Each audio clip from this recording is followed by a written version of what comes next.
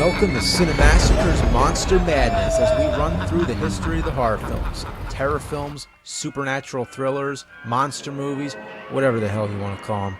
We've been through the silent cinema of the 1920s, the golden age of the 30s, the monster mash of the 40s, the sci-fi boom of the 50s, and the resurrection of the classics, now in bloody color. The 1960s were the age of elaborate gothic thrillers. One man who actually made the transition is Roger Corman. He started off making low-budget B-movies in the 50s and early 60s, more than you can possibly count. Then he got his big break and started making bigger-scale horror films based on the tales of Edgar Allan Poe. To this day, Roger Corman has made 100 billion movies. Well, maybe not that much, but a lot. Today, we're not going to talk about any one specific film, but a general impression of his Poe series that ran through the 60s. Bringing the writings of Poe to the big screen has never been done perfectly because it's hard to do justice to his work, and this wasn't the first time it's been attempted. In the 1930s, Universal Studios made The Black Cat and The Raven, both starring Bela Lugosi and Boris Karloff.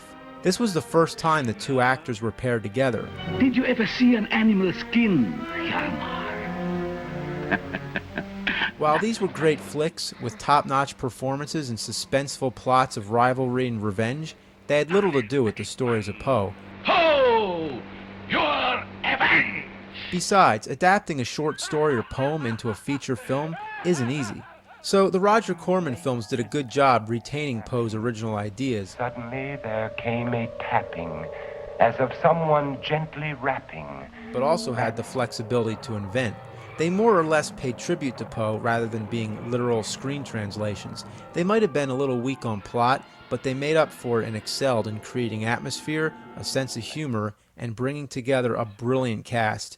Vincent Price was the recurring star to lead the whole franchise. Then we would have two classic horror stars nearing the end of their career, Boris Karloff. Afraid, my dear? There's nothing to be afraid of. And Peter Lorre. Shut your mouth! Then, before he was a big star, there was Jack Nicholson. This wasn't the first time Nicholson made an appearance in a Roger Corman film. Earlier, he played a part in Little Shop of Horrors. Most people don't like to go to the dentist, but I rather enjoy it myself, don't you?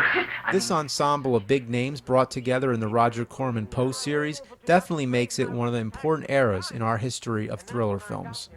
Quoth the raven, nevermore.